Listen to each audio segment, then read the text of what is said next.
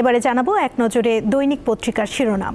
আমাদের হাতে রয়েছে সমকাল পত্রিকা, যার প্রধান শিরোনামে আমরা দেখতে পাচ্ছি চতুর্মুখী ফাঁদ, আকাশপথের টিকিটে প্রতারিত গ্রাহক।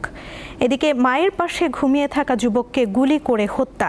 রোহিঙ্গাদের নতুন সহায়তার ঘোষণা দিল যুক্তরাষ্ট্র যুক্তরাজ্য। 1,75,000 নারী পাবেন প্রজনন স্বাস্থ্য পরিষেবা। এদিকে ভিন্ন কৌশলে নির্বাচনী মাঠে নামছেন বিএনপির নারীরা। রাজনীতি নিয়ে রয়েছে প্রতিবেদন। 14ই অক্টোবর খুলনা বিভাগ দিয়ে শুরু হচ্ছে কর্মসূচি। জামায়াতের নারী কর্মীদের মোকাবিলায় মূল লক্ষ্য। এদিকে আইন উপদেষ্টা বললেন, আওয়ামী লীগের নিষেধাজ্ঞা তুলে নেয়ার কোনো সম্ভাবনা নেই।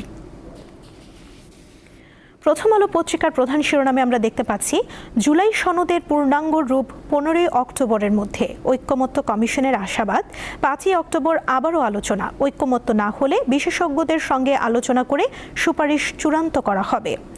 এদিকে গ্লোবাল সুমুদ ফ্লোটিলা সমুদ্র পথে গাজায় ত্রাণ পৌঁছাতে বৈশ্বিক প্রচেষ্টা। এই নৌবহরে আছে 40টির বেশি নৌযান। ইসরায়েলি বাধার মুখে এগোচ্ছে নৌবহর সুমুদ ফ্লোটিলা। এদিকে ফেনীর সেই অস্ত্রধারীরা ধরা পড়েনি, অস্ত্র উদ্ধার হয়নি, এ নিয়েও রয়েছে একটি প্রতিবেদন। যুগান্তর পত্রিকার প্রধান শিরোনামে আমরা দেখতে পাচ্ছি সচল হতে পারে আওয়ামী লীগের কার্যক্রম, রাজনীতিতে নতুন বিতর্ক। তীব্র প্রতিক্রিয়া ফ্যাসিবাদ বিরোধী দলগুলোর। অনেকে মনে করেন এ ধরনের সিদ্ধান্ত নেওয়া হলে নির্বাচন প্রক্রিয়া ব্যাহত কিংবা বন্ধ হয়ে যেতে পারে। এদিকে বাজেট পাশে ব্যর্থ যুক্তরাষ্ট্রে শাটডাউন, গণছাঁটাইয়ের হুমকি ট্রাম্পের।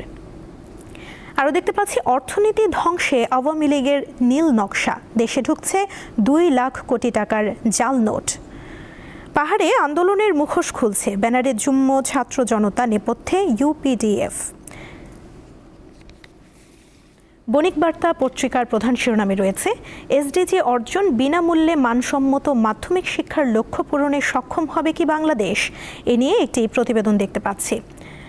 পাশে রয়েছে এশিয়ার পর এখন জেনজি আন্দোলন আফ্রিকায়।